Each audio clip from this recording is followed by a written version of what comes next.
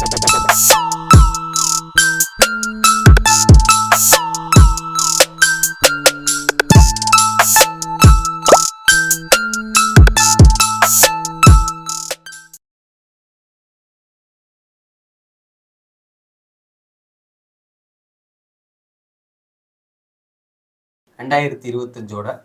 First video.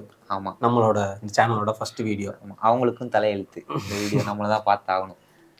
இந்த வீடியோவில் நம்ம பார்க்க போகிறது 2024 ரிலீஸ் ஆன பெஸ்ட்டு படங்கள். எப்பயுமே ஒரு வருஷத்தில் ரிலீஸ் ஆன பெஸ்ட் படங்கள் ஒரு 10 படம் செலக்ட் பண்ணுறது கஷ்டமாக இருக்கும். ஆமாம், இந்த வருஷமும் கஷ்டம்தான். ஆமாம், ரொம்ப கஷ்டம் தான். ஆமாம், கிட்டத்தட்ட போன வருஷம் 218 படம் ரிலீஸ் ஆயிருக்கு தமிழில் மட்டும். என்னதான் போன வருஷம் நிறைய நல்ல படம் வந்திருந்தாலும் 2024 23 கம்பேர் பண்ணும்போது நல்ல படங்கள் கம்மியா தான் வந்திருக்கு. எல்லாருக்கும் ரொம்ப பிடிச்ச படங்கள்னு பார்த்தா ஒரு 5 படம் சொல்லலாம்.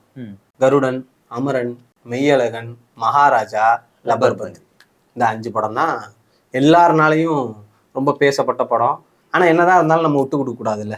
நல்ல படம் தேட்டருக்கு போய் பார்த்து ஓரளவுக்கு சாட்டிஸ்ஃபை ஆகி திருப்பி ஓடிடி ரிலீஸ் ஆனால் கூட பார்க்கலாம் அப்படின்னு நினச்ச படங்களில் நான் ஒரு 20 படம் செலக்ட் பண்ணியிருக்கேன். அது உனக்கும் பிடிக்கும்னு நினைக்கிறேன். ஸோ ஒன்னொன்னா போவோம். அப்படியே நம்பர் வைஸ் வரமா இல்லை நம்பர்லாம் எதுவும் வேணாம். ஏன்னா எல்லா படமும் 5 படம் தான் பெஸ்ட் படம் சொல்லியாச்சு. இதில் எல்லாத்தையும் இது பண்ண முடியாதுல்ல. அதுலேயே இடையில ஒன்றா போட்டுக்கலாம். ஃபர்ஸ்ட் அப்படியே ஜனவரி மாதத்துலேருந்து ஆரம்பிப்போம். ஜனவரி மாதம் பொங்கலுக்கு ஒரு பெரிய எக்ஸ்பெக்டேஷனோட 2 படங்கள் ரிலீஸ் ஆச்சு. கேப்டன் மில்லர் அண்டு அயலான். 2 படமுமே நல்லா இருந்துச்சு. ரெண்டுமே டெக்னிக்கலி ரொம்ப ஸ்ட்ராங்காக இருந்துச்சு. அயலான் வந்து நான் படம் ரிலீஸ் ஆகிறதுக்கு முன்னாடி ஒரு பெரிய எக்ஸ்பெக்டேஷன் இருந்துச்சு. அதுக்கு காரணம் director, music director AR Rahman. Alien கதை தமிழ்நாட்டுக்கு புதுசு, குழந்தைங்க ரசிச்சு பார்ப்பாங்க. இந்த மாதிரி நிறைய எக்ஸ்பெக்டேஷனோட இருந்துச்சு. பட்டு அது ப்ரொடக்ஷன் டிலே ஆனதுனாலயா என்ன காரணம்லாம் தெரில, படம் கொஞ்சம் நம்மளை டிசப்பாயிண்ட் தான் பண்ணுச்சு. இருந்தாலும் அந்த சிஜி ஒர்க்கு இதெல்லாம் பார்க்குறப்போ ஒரு நல்ல படம் பார்த்தோம் அப்படின்ற ஒரு சாட்டிஸ்ஃபேக்ஷன் கிடைச்சி நானே ஒரு 2 தடவை தேட்டருக்கு போய் பார்த்தேன். எனக்கு பிடிச்சிருந்துச்சு படம். இந்த ஸ்டோரி அந்த லைன்லாம் கேட்டிங்கன்னா அது வந்து ஒரு நார்மலாக தான் இருந்துச்சு. நிறைய படத்தில் வந்த மாதிரி ஸ்டோரி தான். ஆனால் அதில் ஏலியன் வச்சுருந்தது கொஞ்சம் புதுசாக இருந்துச்சு. பட் அயலான் போன வருஷத்தோட ஒரு முக்கியமான படம், நல்ல படம். ஆமாம். அடுத்து கேப்டன் மில்லர் எப்படி சொல்லணும்னா, நான் ரிவ்யூ வீடியோவில் கூட சொல்லியிருப்பேன். அந்த ட்ரெய்லரை நான் அத்தனை தடவை பார்த்தேன். எனக்கு ரொம்ப ரொம்ப பிடிச்சிருந்துச்சு அந்த ட்ரெய்லர். அந்த மியூசிக்லேயே கட் பண்ணியிருப்பாங்க. அந்த ட்ரெய்லர் அவ்வளோ சூப்பராக இருந்துச்சு. அந்த தீமே சூப்பராக இருந்துச்சு. வேற லெவலில் இருக்க போகுது படம் அப்படின்ற ஒரு எக்ஸ்பெக்டேஷன் தான் இருந்துச்சு. அதே நேரத்தில் படம் நல்லா இருந்துச்சு. ஸ்டோரி வைஸ் அங்கங்கே ஒரு சில ஃப்ளாஸு, ஸ்க்ரீன் பிளேல அங்கங்கே ஒரு லேக் இதெல்லாம் விஷயங்கள் இருந்திருந்தாலும் வழக்கம் போல் கிளைமேக்ஸில் வந்து அந்த ஜெயிலரோட ஃப்ளேவரில் எல்லா ஹீரோஸ் ஒரு ஸ்டேட்லேருந்து ஹீரோவை பிடிச்சி கிளைமேக்ஸில் வர வச்சு இதெல்லாம் பண்ணதெல்லாம் பூசி மொழிவி இருந்தாலும் படம் முடியும் போது ஒரு நல்ல படம் பார்த்தோம் அப்படின்ற ஒரு சாட்டிஸ்ஃபேக்ஷன் கிடைச்சிச்சு. டெக்னிக்கலாக படம் ரொம்ப ஸ்ட்ராங்காக இருந்துச்சு. டெக்னிக்கலாக ரொம்ப ஸ்ட்ராங். கேமரா ஒர்க்கு, ஆக்டர்ஸோட பெர்ஃபார்மன்ஸ், மியூசிக் ஜிவி பிரகாஷ் சூப்பரா போட்டிருந்தா. செட்லாம் நல்லா இருந்துச்சு. டைரக்ஷன் நல்லா இருந்துச்சு. எப்படிலாம் சீனை வடிவமைக்கணும் அதெல்லாம் சூப்பரா. கேமரா ஒர்க் உண்மையிலே ரொம்ப சூப்பரா இருந்துச்சு. ரொம்ப சூப்பரா பண்ணிருந்தாங்க. அது அருண் மாதேஸ்வரன் எல்லா படத்துலயும் சூப்பரா பண்ணியிருந்தாங்க. போன வருஷம் ரிலீஸ் ஆனதுல கேப்டன் மில்லர் ஒரு நல்ல படம். அடுத்து அதே ஜான் மாசம் ப்ளூ ஸ்டார், நல்ல படம். ட்ரெய்லர் பார்க்கும்போது நம்ம ஒன்று நினச்சோம், ஒரு கேஸ்ட்டை பற்றின படங்களாக தான் இருக்கும் அப்படின்னு நினச்சோம். அப்படி தான் படமும் ட்ராவல் ஆகும். ஆனால் அதுக்கப்புறம் ஒரு முக்கியமான விஷயத்தை பற்றி பேசியிருப்பாங்க. எப்பா அதெல்லாம் ஒரு மேட்ரே இல்லை, காசு இருக்கிறவங்க நம்மளை வச்சு செய்கிறான், அதனால் நம்மெல்லாம் ஒத்துமையாக இருந்தால் தான் அவங்களை எதிர்த்து நம்ம வந்து ஒருத்தரும் ஜெயிக்க முடியும் அப்படின்ற ஒரு நல்ல மெசேஜை கிளைமேக்ஸில் சொன்ன ஒரு ரொம்ப ரொம்ப நல்ல படம். ஆப்போனன்ட் டீம்ல இந்த பிரெயின் லாரா மாதிரி ஒருத்தர் வருவாப்ல, அந்த கேரக்டரைசேஷன்லாம் சூப்பரா இருக்கும். அசோக் செல்வன் தம்பியா ஒருத்தர் வருவார், பாண்டியராஜனோட பையன், அவரோட ஆக்டிங், அந்த கேரக்டர் சூப்பரா. சாந்தனுக்குலாம் ஒரு நல்ல படம். அசோக் செல்வனோட ஒரு ஒன் ஆஃப் த பெஸ்ட் படம்னு சொல்லலாம். மியூசிக் சூப்பரா இருந்துச்சு. எனக்கு தெரிஞ்சு கோவிந்த் வசந்தா தான் நினைக்கிறேன் மியூசிக். ரொம்ப சூப்பரா பண்ணியிருந்தாப்புல. அதுவும் இல்லாம கதை பிளேஸ் பண்ண இடம் நம்மளுக்கு இது வரைக்கும் நம்ம தமிழ் சினிமால பார்க்காத ஒரு இடம். திருவள்ளூரை சுத்திட்டு நடக்கிற கதை. இதெல்லாம் ரொம்ப ரேரா தான் நடக்கும். அந்த பாட்டுக்கு பெரிய ஃபேமஸ் ஆச்சு. ப்ளூ ஸ்டார் போன வருஷம் ரிலீஸ் ஆனதுல ஒரு நல்ல படம். அப்படியே நம்ம பிப்ரவரி மாசத்துக்கு போனோம்னு வச்சுக்க, உனக்கு பிடிக்குதான்னு தெரியல, எனக்கு பிப்ரவரி மாசம் ரிலீஸ் ஆன படங்கள்ல பிடிச்சது வடக்குப்பட்டி ராமசாமி. இப்படி பார்க்காத, ஏன்னா சந்தானம் இதுக்கு படம் சொல்லிட்டோமே அப்படின்னு லிஸ்ட்ல அப்படி இல்லப்பா. சந்தானம் இதுக்கு முன்னாடி நடிச்ச படங்கள் கம்பேர் பண்ணும்போது இது எனக்கு ரொம்ப நல்லா இருந்துச்சு. தேட்டர்ல பார்க்கும்போது நல்லா என்டர்டெய்னிங்கா இருந்துச்சு, நிறைய இடங்கள்ல சிரிக்கிற மாதிரி இருந்துச்சு. அந்த மூட நம்பிக்கைகளை பத்தின ஒரு கதையா ரொம்ப நல்லா பண்ணியிருந்தாங்க. எனக்கு என்டர்டெய்னிங்கா இருந்துச்சு. ஸோ உனக்கு அந்த அளவுக்கு செட் ஆகலன்னு நினைக்கிறேன். ஸோ அப்படியே நம்ம கடந்து போயிடுவோம். பட் என்ன பொறுத்தளவுக்கு போன வருஷம் ரிலீஸ் ஆனதுல வடக்குப்பட்டி ராமசாமி ஒரு நல்ல படம். பிப்ரவரி வந்தாச்சு. பிப்ரவரினா வேலண்டைன்ஸ், அதுக்கு ஒரு படம் லவ்வர். சூப்பரான படம் தான். ஆனா எல்லாருக்கும் பிடிக்குமா என்னன்னு எனக்கு தெரியல. பட் நான் அந்த படம் பார்த்துட்டு நான் ரொம்ப நேரம் என் ஃப்ரெண்ட்ஸ் கூட எல்லாம் டிஸ்கஸ் பண்ணிட்டு இருந்தேன். நாங்களும் ஆபீஸ்ல எல்லாம் ஃப்ரெண்ட்ஸ் கூட சொல்லுவோம். சில பேருக்கு அது மிசோஜனிஸ்டிக், அந்த கேரக்டரே மிசோஜனிஸ்டிக் மாதிரி தெரியும். கொஞ்சம் அப்படிதான் இருக்கும். நல்ல படம். ஆனா படமா பார்த்தா அது நல்ல படம். அந்த பேச்சுலர் ஃபிளேவர்ல இருக்கும். அந்த மணிகண்டனோட ஆக்டிங் நல்ல படம். பேச்சுலரோட நல்ல படம். பேச்சுலர்ல கொஞ்சம் எசன்ஸ் வேற மாதிரி இருக்கும். பட் இங்க வந்து ரொம்ப ரொம்ப சூப்பரா பண்ணியிருந்தாங்க. பாட்டும் நல்லா சூப்பரா இருந்துச்சு. பாட்டும் சூப்பரா இருந்துச்சு. ஒரு படமாவே எனக்கு போரே அடிக்கல. மியூசிக்ல தேன் சொல்றதெல்லாம் அப்ப எல்லாரும் ரிங்டோனை வச்சுட்டு ரீல்ஸ் வச்சுட்டு சுத்திட்டு இருக்காங்க. அப்படியே மார்ச்சுக்கு வந்தோம் அப்படின்னா பெருசா ஒன்று படம் இல்லை. பட் ஜே பேபி ஒரு நல்ல படம். நல்ல படம், ரொம்ப சூப்பரான படம்னு சொல்ல முடியாது. பட் ஆனா ஃபேமிலியா எல்லாரும் ஒன்னா உட்காந்து ரசிச்சு பார்க்குற மாதிரியான ஒரு ரொம்ப சூப்பரா இருந்துச்சு.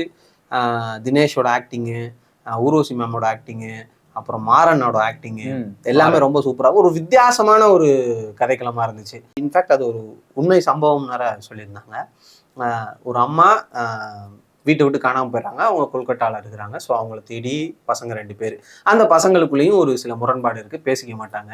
ஸோ எப்படி காப்பாற்றி கூட்டு வராங்கன்றது ரொம்ப அழகாக சொல்லியிருந்தாங்க. ஊர்வசி ஆக்டிங் சூப்பராக பண்ணிடுறாங்க. அவங்க எனக்கு தெரிஞ்சு நம்ம கமல், மோகன்லால்லாம் எந்த அளவுக்கு ஆக்டிங்க்கு பாராட்டுறோமோ அந்த அளவுக்கு ஊர்வசியும் பாராட்டி ஆகணும் இந்தியாவில். போன வருஷம் ரிலீஸ் ஆனதுல ஜே பேபி ஒரு அருமையான படம். அதே மார்ச் மாசத்துல ஒரு படம் ரிலீஸ் ஆச்சு, ஹாட்ஸ்பாட். இல்லை, நான் அந்த படம் பார்க்கல, நீங்கள் தான் பேசணும் அந்த படத்துக்கு. இல்லை பார்க்கல அந்த படம், தயவுசெய்து பார்த்துரு. ஓகே, ரொம்ப சூப்பரான படம். ஒரு 4 டைப் ஆஃப் செப்பரேட்டான கதைகள், அது 4மே ரொம்ப வித்தியாசமாக இருக்கும். ரொம்ப சூப்பராக பண்ணியிருந்தாப்புல. அந்த எல்லாமே ஒரு கான்ட்ரவர்சியான கதை. அது 4 கதைகளையும் டீல் பண்ண விதம் எல்லாமே ரொம்ப சூப்பராக இருந்துச்சு. டெக்னிக்கலாகவும் படம் பயங்கர ஸ்ட்ராங்காக இருந்துச்சு. 4 கதைன்னு சொல்கிறத விட 5 கதைன்னு சொல்லலாம். இன்ஃபேக்ட் அந்த 4 கதையும் டிரைவ் த்ரூ பண்ணுற மாதிரி ஒரு ப்ரொடியூசர் டைரக்டர் சொல்கிற மாதிரி ஒரு போர்ஷன் இருக்கும். அவங்களுக்குள்ள ஒரு கதை இருக்கும். அது அந்த மாதிரி ரொம்ப சூப்பராக பண்ணி தான் நான் தேட்டரில் தான் பார்த்தேன் இந்த படத்தை. ஒரு நல்ல அட்டம்ப்ட். இதெல்லாம் நம்ம கரெக்டு, இதெல்லாம் தான் ஃபார்மெட்டு, இப்படி தான் போகணும் அப்படின்ற விஷயங்கள் எல்லாத்தையுமே நம்மள்கிட்ட கேள்வி கேட்ட மாதிரி இருக்கும். நம்மளுக்கே பதில் கிடைக்காது. இதெல்லாம் தப்பா கரெக்டா அப்படின்ற ஒரு குழப்பத்துக்கு வந்து நம்மளை ஓரளவுக்கு நம்மளை கிளியர் பண்ணி விடுற ஒரு படமாக இருக்கும். பார்க்காதவங்க கண்டிப்பாக பார்த்துருங்க. போன வருஷம் ரிலீஸ் ஆனதில் ஹாட்ஸ்பாட் ஒரு நல்ல படம். பார்த்துறேன். ஏப்ரல் மாதம்னா கண்டிப்பாக வெக்கேஷன் பீரியடு. ஆனால் அப்படிப்பட்ட ஒரு பிஸியான மந்தில் பெருசாக இந்த படமும் நல்லா இல்லை. ஒரு நல்ல படமாக நான் பார்த்தது வந்து ஒரு நொடி. புது டைரக்டரு, புது டீமு, ஃப்ரெஷ்ஷான டீமு, ரொம்ப சூப்பரான படம். அந்த படமும் நான் பார்க்கல, ப்ரைமில் இருக்குது, தயவு செய்து பார்த்துரு. இன்ஃபேக்ட் நானே தேட்டரில் பார்க்கல. நான் ரொம்பவே ஃபீல் பண்ணேன், சரி இந்த படத்தை போய் நான் தேட்டரில் பார்க்காம விட்டேனே அப்படின்ட்டு. ரொம்ப சூப்பரான படம். சில நிறையா படங்கள் வந்து டைட்டிலுக்கும் படத்துக்கும் சம்மந்தமே இல்லாமல் இருக்கும். ஆனால் இங்கே அந்த டைட்டிலும் படமும் அப்படி பொருந்திருக்கும். IMDbல கூட ரேட்டிங் 6.5 7க்குள்ள கீழே தான் போட்டிருக்காங்க. பட் அந்த அளவுக்குலாம் ரொம்பலாம் படம் அப்படிலாம் இல்லை. 7.5க்கு மேலேயே வர வேண்டிய படம் தான் அது. டெக்னிக்கலாகவும் நல்லா இருக்கும். ஒரு மதுரை அவுட்டரில் நடக்கிற ஒரு கிரைமை பற்றின கதை. ஒரு போலீஸ் ஆஃபீஸராக ஒரு புது இன்வெஸ்டிகேஷன் ஸ்டோரி தான். ரொம்ப சூப்பராக பண்ணியிருப்பாங்க. நம்ம என்னென்னமோ யோசிப்போம், இப்படிலாம் நடந்திருக்குமா அப்படிலாம் யோசிப்போம். சிம்பிளாக ஒரு விஷயம், கிளைமேக்ஸில் அந்த டைட்டிலுக்கு ஏற்ற மாதிரி ஒரு விஷயம் ஒன்று இருக்கும். அது பெருசு ரிவீல் பண்ண தேவையில்லை. இப்போ நீயே பார்க்கலான்ற போது ஆடியன்ஸ் நிறைய பேரும் பார்த்துருக்க மாட்டாங்க. ஸோ கண்டிப்பாக அந்த படத்தை பார்த்துருங்க, மிஸ் பண்ணிடாதீங்க.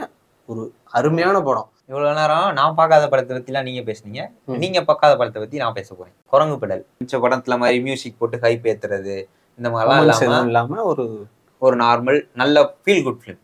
அதாவது இதே படத்தை மலையாளத்தில் வந்துட்டு இருந்துச்சுன்னா குரங்கு பெடல்னே ரிலீஸ் பண்ணியிருந்தாங்கன்னா நம்ம ஆளுங்க எல்லாம் பெடல் அடிச்சுட்டு போய் பார்த்துருக்கோம். ஆனால் தமிழில் வந்தனால அதை யாரும் பார்க்கல. அப்படி இல்லை, நான் பார்க்கல. உண்மையிலே ஊரில் இல்லை, நான் பார்க்கல, விட்டுட்டேன். இப்போ அநேகமாக சோனி லீவில் இருக்குன்னு நினைக்கிறேன், நான் பார்த்துறேன். அந்த படம் எப்படின்னா, ஒரு சின்ன பையன் அவங்க அப்பா சாதிக்க முடியாத அந்த பையன் சாதிச்சிருப்பான். அந்த பையனுக்கு ஒரு 10 வயசு தான் இருக்கும். அது ரொம்ப பெரிய விஷயம்லாம் இல்லை. அவங்க அப்பா சைக்கிள் ஓட்ட மாட்டாரு, அதனால அவங்க ஊரில் அவங்க அப்பாவை கிண்டல் பண்ணிகிட்டே இருப்பாங்க. அதனால அந்த பையன் அவனோட அப்பா மாதிரி வந்துடக்கூடாதுன்றதுக்காக சைக்கிள் ஓட்டி கத்துக்கிறதான் அந்த படமே. சைக்கிள் ஓட்டி கத்துக்கிட்டு அதில் நிறைய பசங்களுக்கு வேற சைக்கிள் ஓட்டி சொல்லி கொடுத்துட்டு அதுக்கப்புறம் அவங்க அப்பா முடிக்கணும்னு சின்ன வயசுல அவங்க அப்பாவுக்கு ஒரு ஆசை இருந்திருக்கும், ஒரு மலை மேல சைக்கிள் ஓட்டிட்டு போகணும்னு. அந்த ஆசையும் இந்த பையன் எப்படி நிறைவேற்றுறான் அப்படிங்கிற ஒரு படம். காமெடியா இருக்கும், லைவ்லியா இருக்கும், சின்ன பசங்களாம் நல்லா நடிச்சிருப்பாங்க. அந்த ஒரு 4-5 சின்ன பசங்க மெயின் ரோல் பண்ணியிருப்பாங்க, அது நல்லா இருக்கும். அப்புறம் நடுவில் சரி கொஞ்சம் கொஞ்சம் கருத்தும் இருக்கும். பேராசைப்படக்கூடாது அந்த மாதிரி சின்ன பசங்களை வச்சு எப்படி கருத்து சொல்லணுமோ அந்த மாதிரி சொல்லியிருப்பாங்க. ஒரு நல்ல படம். சரி, அப்படியே மே மாசத்துக்கு போவோம். சம்மர் வெக்கேஷனுக்கு ஸ்டார்டிங்ல ஒரு நல்ல படம் வந்தா பரவாயில்ல, 4 வாரம் போய் 2 தடவை பார்க்கலாம். சம்மர் வெக்கேஷன் கிளைமேக்ஸ்ல ஒரு படம் வந்துச்சு, ஒரு நல்ல படம், அருமையான படம், கருடன். தமிழ்ல ரொம்ப நாளைக்கு அப்புறம் ஒரு நல்ல என்டர்டெய்னர் படம், பயங்கரமான கமர்ஷியல் என்டர்டெய்னர் படம். ஒரு 3 கேரக்டர், 3 ஃப்ரெண்ட்ஸுக்கு இடையில இருக்கக்கூடிய அந்த விஷயங்கள், பழி வாங்குறது, இது எல்லாமே ரொம்ப நல்லா இருந்துச்சு. சூரியரோ ஹீரோ மெட்டீரியலா ரெடி பண்ண ஒரு படம்னா அது கண்டிப்பா அது கருடன் தான். ஒரு ஹீரோவா ரொம்ப அழகா அவரை காமிச்சிருப்பாரு. அவரு ஹீரோவா அந்த படத்துல எப்ப ஃபர்ஸ்ட் காட்டுவாங்கன்னா இன்டர்வல்ல ஒரு ஃபைட் சீன் வச்சிருப்பாங்க. அதுல வாயில கத்திய கச்சிக்கிட்டு பண்றதெல்லாம் ரொம்ப நல்லா இருந்துச்சு. சோ போன வருஷம் ரிலீஸ் ஆனதுல கருடன் ஒரு நல்ல படம். சரி, அப்படியே நம்ம ஜூன் மாசம் வந்தோன்னா ஒருத்தான ஒரு படம் எனக்கு தெரிஞ்சு. ஆமா, இந்த வருஷத்தோட பெஸ்ட் பிலிம் தமிழ்ல அப்படின்னா மகாராஜா தான். நம்ம போஸ்டர்ல கூட இருக்கு, அநேகமா ஃப்ரேம்ல வராது, ஆனா இருக்கு, மேல இருக்கு. ஒரு அருமையான படம். தியேட்டர்ல பார்த்துட்டு எனக்கு ஒரு மாதிரி ஆயிடுச்சு. அதுவும் சிங்கம்புலியோட பெர்ஃபார்மன்ஸ்லாம் பார்த்துட்டு இப்படி நடிக்கிற அப்படின்ற மாதிரி டைலாக் டெலிவரி எல்லாம் சூப்பரா பண்ணியிருப்பாரு, ரொம்ப சூப்பரா பண்ணியிருப்பாரு. அப்புறம் நம்ம பிக் பாஸ் புகழ் சாச்சுமா விஜய் சேதுபதி சொல்லுவீங்களா, 2 பேருமே பிக் பாஸ் புகழ் தான். நட்டியோட பெர்ஃபார்மன்ஸ், அந்த கேரக்டர், முனிஷ்காந்த் சிங்கம்புலி, அதுக்கப்புறம் இவர் தாஸ் கேரக்டரு, மகாராஜா இவரு விஜய் சேதுபதியோட கேரக்டர், அந்த குப்பை தொட்டியை காணான்ட்டு போற விஷயம், நடிப்புலாம் சூப்பரா நடிச்சிருப்பாரு, அல்டிமேட்டா இருக்கும். அப்புறம் அந்த பாய்ஸ் படத்துல ஒருத்தர் இருப்பாரு, அவரு நடிச்சிருப்பாரு, அவரும் சூப்பர் பெர்ஃபார்மன்ஸ். தமிழ்ல ஒரு பெஸ்ட் படம் கலெக்ஷன் எடுக்கணும் அப்படின்னா, ஓவராலா கலெக்ஷன் எடுக்கணும், அதுல மகாராஜா கண்டிப்பா டாப் 100லயே வச்சுக்கலாம். அந்த அளவுக்கு ஒரு ஒர்த்தான படம் நித்திலன்ட்டு இருந்து நம்மளுக்கு கிடைச்சது. போன வருஷம் ரிலீஸ் ஆனதுல மகாராஜா பெஸ்ட். ஜூன் முடிச்சிட்டோமா, அப்படியே ஜூலைக்கு வந்தோம்னு வச்சுக்கோ, நிறைய படம் ரிலீஸ் ஆச்சு, பெரிய பெரிய எக்ஸ்பெக்டேஷன் உள்ள படம்லாம் ரிலீஸ் ஆச்சு. ஆனா அதெல்லாம் நான் இப்போ சொன்னேன்னா நீயே காண்டாயிரு. ஆகஸ்ட் மாதம் வந்தோம் அப்படின்னா டிமாண்டிக் காலனி 2 பெஸ்ட். ஒரு நல்ல சீக்வல் எப்படி எடுக்கணும்னா, அதுவும் சீக்வல் எப்படி எடுத்துருப்பாப்லன்னா முடிவுல இருந்து எடுத்துருக்க மாட்டாருப்ல, நடுவுல உருவி எடுத்துருப்பாப்ல, ரொம்ப சூப்பரா இருக்கும். மெர்ஜ் பண்ணதே சூப்பரா பண்ணிருப்பாங்க. அவருக்கு அந்த கோப்ரால அவர் கிடைச்ச அந்த நெகட்டிவ் விமர்சனங்கள் எல்லாத்தையும் வந்து சரி செய்யற மாதிரி, நான் அப்படிப்பட்ட படம் எடுக்க மாட்டேன், நான் எடுத்தா அப்படிதான் இருக்கும் அப்படின்னு ஷார்ப்பா சொன்ன ஒரு படம், எடுத்த படம். இன்னும் சொல்லணும்னா இதாண்டா கம்பேக்ன்ற மாதிரியான ஒரு படமா எடுத்திருப்பாங்க. பிரியா பவானி சங்கருக்கும் அஜய் ஞானமுத்து போன வருஷம் ரிலீஸ் ஆனதுல டிமாண்டிக் காலனி 2 நல்ல படம். அதே ஆகஸ்ட் மாசம் டிமாண்டிக் காலனி 2 கூட ரிலீஸ் ஆன தங்கலான், அதை பத்தி அவர் பேசுவார். ஏன்ப்பா அவனுக்கு பிடிக்கல? நல்லாதானே இருந்துச்சு படம். எனக்கு வந்து விக்ரம் ஆக்டிங் மட்டும் தான் நல்லா இருந்துச்சு. இல்லை எனக்கு அந்த அப்புறம் மாளவிகா மோகன் ஆக்டிங், மாளவிகா மோகனை இந்த மாதிரி ஒரு கேரக்டரில் பிளேஸ் பண்ணி அவங்க பெர்ஃபார்மன்ஸு இதெல்லாம் எவ்வளோ நல்லா இருந்துச்சு.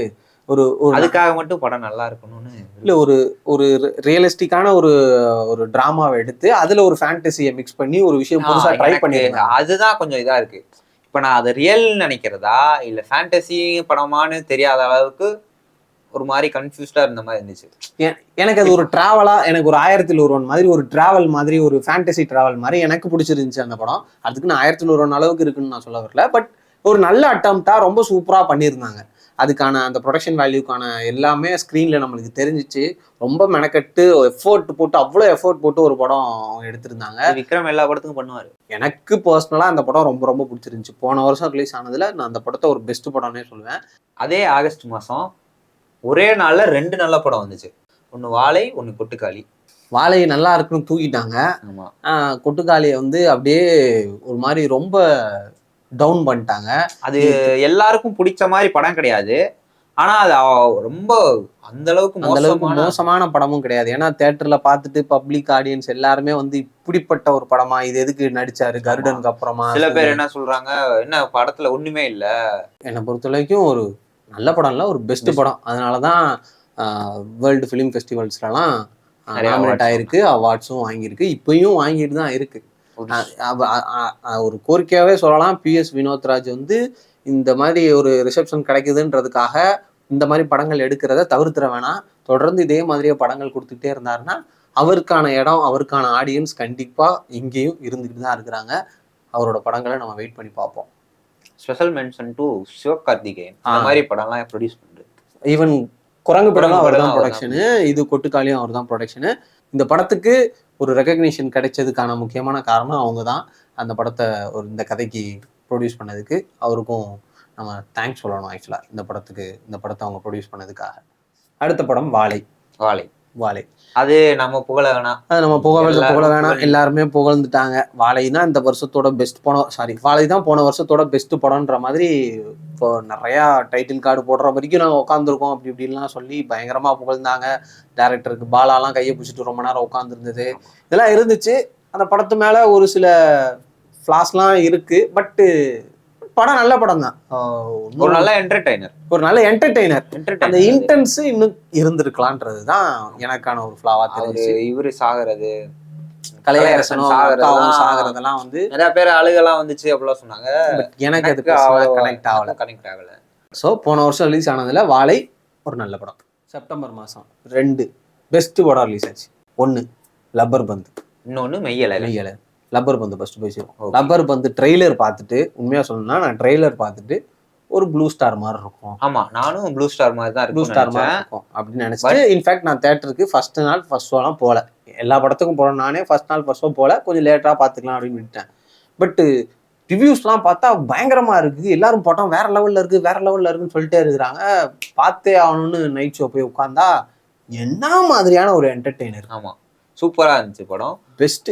ப்ளூ ஸ்டாருக்கும் இந்த படத்துக்கு என்ன வித்தியாசம்னா, அது full and full sports based, கிரிக்கெட்லயே கொண்டு போயிருப்பாங்க. இது வந்து ஃபேமிலியில கிரிக்கெட்டை வச்சிருப்பாங்க. ரொம்ப சீரியஸா இருக்கும் ப்ளூ ஸ்டார். அதே இதுவும் சீரியஸான படம் சொல்ல முடியாது, இதுவும் சீரியஸா தான் இருக்கும். பட் ஆனா இதுல எனக்கு ரொம்ப பிடிச்சிருந்தது என்ன விஷயம்னா, பிரச்சனை பண்றதெல்லாம் வந்து மேல் கேரக்டர்ஸ் தான், அதை சரி பண்றது எல்லாருமே ஃபீமேல் கேரக்டர்ஸ் தான் சரி பண்ணுவாங்க. இது சொல்லியிருப்பேன். ஸோ அந்த கேரக்டரோட விஷயங்கள் எல்லாருமே ரொம்ப சூப்பரா இருந்துச்சு. ஹரிஷ் கல்யாணோட ஆக்டிங், தினேஷ் ஒரு மாமனாரா பிளேஸ் பண்ணி ஒரு விஷயம் பண்ணியிருக்காரு. ஹீரோயின் அவங்க பேர் என்ன, ஸ்வஸ்திகா வந்து அந்த கேரக்டருக்கு எப்படி செலக்ட் பண்ணாங்க, இது ஒண்ணு இருக்கு. வெரோனிகா, வெரோனிகா தான் வந்து சஞ்சனா தான், பட் அவங்கள நமக்கு வெரோனிகாவை தானே வதந்தி சீரீஸ்ல தெரியும். அவங்கள அதுக்கு முன்னாடி இந்த இன்ஸ்டாகிராம் உனக்கு தெரியும்பா, எனக்கு வெரோனிகாவை தான் தெரியும். அவங்கள எப்படி இந்த கேரக்டருக்கு பிளேஸ் பண்ணோம், அதுவும் பெரம்பலூர்ல இருக்கக்கூடிய ஒரு கிராமத்துல வாழ்ற ஒரு பொண்ணா எப்படி அவங்க பிளேஸ் பண்ணணும்னு நினைச்சாங்க.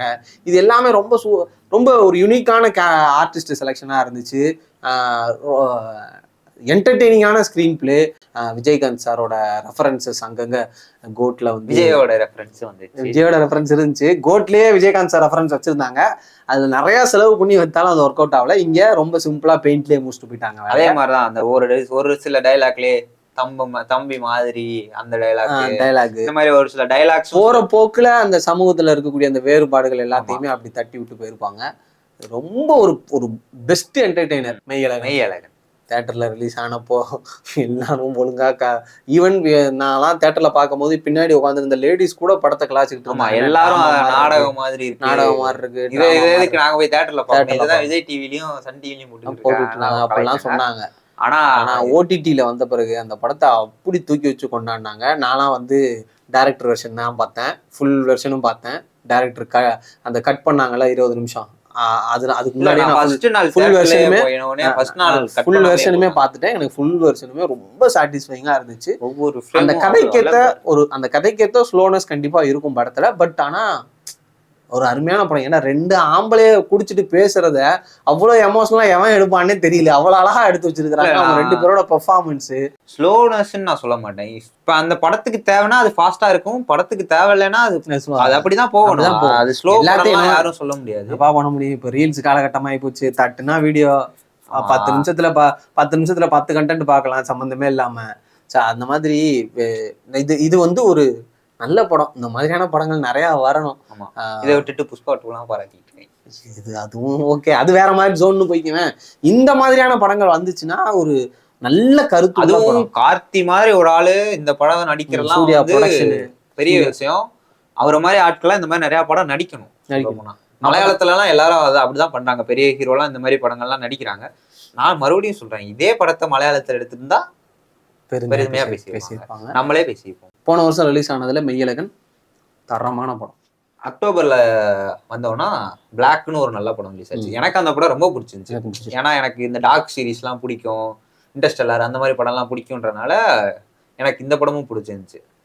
விக்கிபீடியால பார்த்தோம்னா 2013 இதுல ரிலீஸ் ஆன கோஹரன்ஸ் படத்தோட அடாப்டேஷன் போட்டிருக்காங்க. இந்தியால இந்த மாதிரி படம் வந்திருக்கான்னு தெரியல, பட் தமிழ்ல இதுதான் ஃபர்ஸ்ட் நினைக்கிறேன். எனக்கு தெரிஞ்சு அது நல்லா இருந்துச்சு படம். அது எப்படி சொல்றது, டைம் டிராவலிங் படம் இல்லாத மாதிரி இல்லாம இது கொஞ்சம் வித்தியாசமா இருக்கும். குவாண்டம் பிசிக்ஸ், பிளாக் மூன், இந்த மாதிரி புது கான்செப்ட்லாம் தமிழுக்கு புது கான்செப்டா இருக்கும் இந்த மாதிரி விஷயம்லாம். ஸோ போன வருஷம் ரிலீஸ் ஆனதுல பிளாக் ஒரு அருமையான படம்.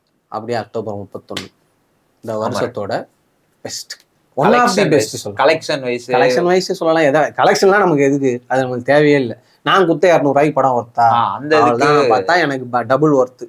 நான் குத்த காசுக்கு திருப்தியா தீபாவளி அதுவுமா மனசுக்கு பாரமா ஒரு நல்ல படம் பார்த்துட்டு வந்து ஒரு நல்ல மனுஷனை பற்றின ஒரு கதையை வந்து நான் தெரிஞ்சுக்கிட்டு வந்திருக்கேன். ஒரு நல்ல ஃபேமிலி, ஒரு நல்ல பேட்ரியாட்டிக்கான ஒரு ஃபேமிலி, அந்த முகுந்த் வரதராஜனை பற்றின கதை, அவங்க ஒய்ஃப் பற்றின அவங்க எவ்வளோ அதை ஃபேஸ் பண்ணியிருப்பாங்க, அந்த எமோஷனல் ட்ராமா, இது எல்லாத்தையுமே ரொம்ப அழகாக ராஜ்குமார் பெரியசாமி வந்து நம்மளுக்கு ப்ரெசென்ட் பண்ணியிருந்தாப்பலாம். அதே நேரத்தில் சிவகார்த்திகேயனோட ஆக்டிங்கு, சாய் பல்லவிக்கு இந்த படத்துக்கு நேஷனல் அவார்டு கொடுத்தே ஆகணும். சூப்பராக நடிச்சிருக்கோம், பெஸ்ட்டுப்பா. அதாவது அவர் செத்து போயிடுவாருன்னு நமக்கு தெரியும் கிளைமேக்ஸ்ல, அவர் செத்தும் போயிட்டாரு. அப்பெல்லாம் அழுவ மாட்டோம், சரி செத்து போயிட்டாரு அப்படின்ட்டு இருப்போம். ஆனா இந்த அம்மா எப்படி அதுக்கு ரியாக்ட் பண்ண போகுது அப்படின்ற ஒரு ஆர்வத்தோட உட்காந்துருப்போம். அதுக்கு ஒரு ரியாக்ஷன் கொடுத்து இப்ப இருக்கிற ஹீரோயின்ஸ்ல யாருமே யோசிக்க முடியல. இல்ல நம்ம யாரும் பண்ண மாட்டாங்கன்னு தெரியாது, பட் அவங்க நம்மள அந்த அளவுக்கு நம்மள மைண்டை வந்து நீங்க தான் அப்படின்னு நம்மளை ஃபிக்ஸ் பண்ற அளவுக்கு ஒரு பெர்ஃபார்மன்ஸ் பண்ணியிருந்தாங்க. பட் சிவகார்த்திகேயன் கேரக்டருக்கு நம்ம நிறைய சாய்ஸ் போகலாம், விஷால் போகலாம், சூர்யா போகலாம், இந்த மாதிரி நிறைய ஹீரோஸ் பண்ணியிருக்கலாம். பட் ஆனா சிவகார்த்திகேயன் பண்ணதுனாலதான் அது ரொம்ப வித்தியாசமா இருந்துச்சு. ஏன்னா அவங்களாம் பண்ணியிருக்காங்க, சிவகார்த்திகேயன் இப்பதான் பண்றாரு. ஸோ அது ரொம்ப புதுசா இருந்துச்சு. ராஜ்குமார் பெரியசாமிக்கு உண்மையிலேயே ஒரு பெரிய கிரெடிட்ஸ் கொடுக்கணும். ஏன்னா அவர் ரொம்ப சூப்பரா பண்ணியிருந்தாரு. இப்போ தமிழோட எங்களுக்கு பிடிச்ச படங்கள் இந்த படங்கள் தான். இதுல பார்க்காத படங்கள் ஏதாவது நாங்க ஏதாவது சொல்ல மறந்துருந்தோம்னா அந்த படத்தை கமெண்ட்ஸ்ல சொல்லுங்க. நாங்க சொன்ன படங்கள் எதுவும் நீங்க பார்க்கலன்னா தயவு செய்து பாத்துருங்க. அதே மாதிரி உங்களுக்கு எந்த படம் இந்த வருஷத்துல, போன வருஷத்துல வந்ததுல எந்த படம் உங்களுக்கு பிடிக்குமோ அதை கமெண்ட்ல சொல்லிட்டு போங்க. பார்க்கலன்னா பாத்துடுறோம். நெக்ஸ்ட் வீடியோல பார்ப்போம். நன்றி.